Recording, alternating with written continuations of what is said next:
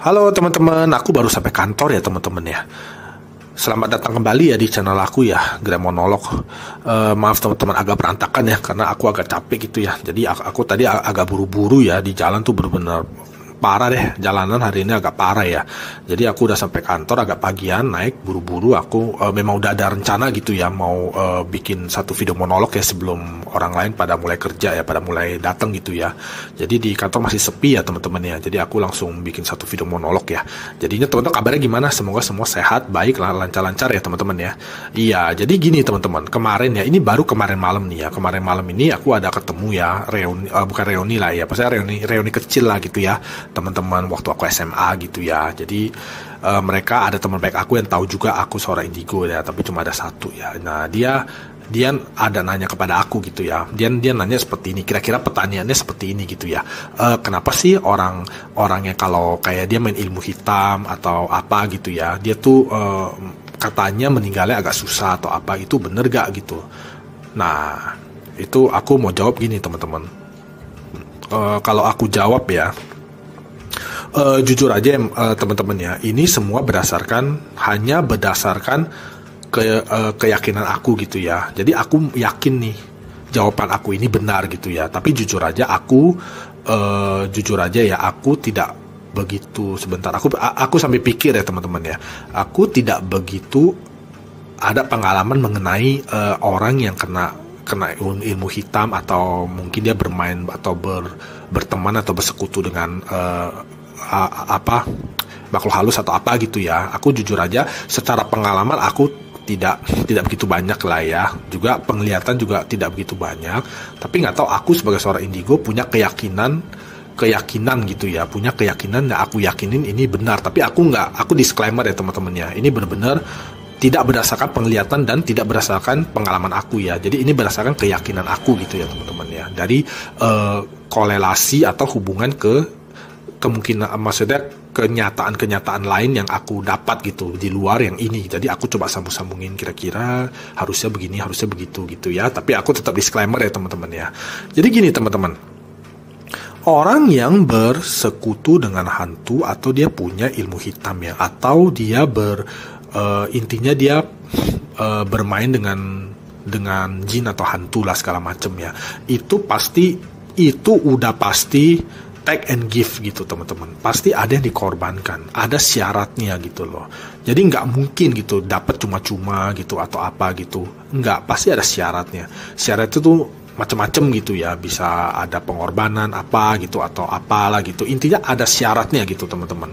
Nah, itu kalau orang ya yang bersekutu atau dalam pengaruh ilmu hitam atau apa, atau dalam pengaruh dia ini agak berisik ya, pagi-pagi udah ada motor. Aduh ya ampun ya teman-teman ya.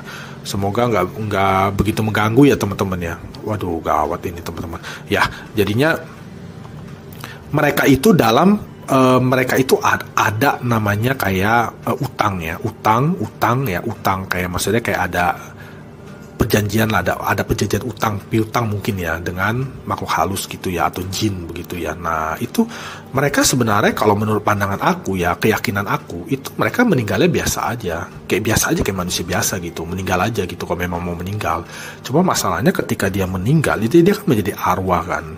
Nah, itu arwahnya itu tuh menurut aku ya, ini bakal ditagi nih sama si makhluk halus ini gitu loh, atau si jin ini dulu. Karena kita mesti tahu ya teman-teman ya, itu hantu yang mengganggu ya, yang kayak bisa ngambil barang, atau dia mengganggu ya, bisa membunuh, atau bisa macem-macem lah gitu ya, atau bisa merasuki orang ya, bikin orang kesurupan, itu segala macam itu adalah bukan dari arwah kita gitu loh teman-teman.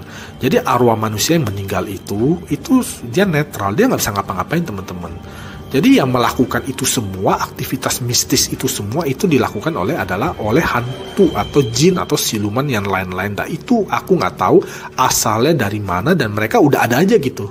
Jadi yang seperti teman-teman bilang kuntilanak, yang kayak gitu-gitulah gitu. Nah, yang macam-macam gitu ya, di setiap daerah ada istilahnya atau apa itu ya, segala bentuk itu adalah hantu yang bukan dari kita gitu loh, bukan dari arwah kita. Jadi memang dia udah ada aja. Aku juga nggak tahu kenapa bisa ada gitu teman-teman. Nah, aku yakini mereka itu yang dijadikan persekutuan dengan manusia. Jadi manusia menggunakan bantuan atau jasa dari mereka ini nih, hantu yang dari memang udah ada ini. Nah, untuk membantu dia dengan ada perjanjian apa gitu. Nah, ketika meninggal kita menjadi arwah, arwah kita akan mempertanggungjawabkan untuk ke mereka begitu, ke jin atau hantu itu segala macam. Jadi menurut aku meninggalnya itu menurut aku ya, meninggalnya itu biasa aja kayak orang manusia biasa begitu.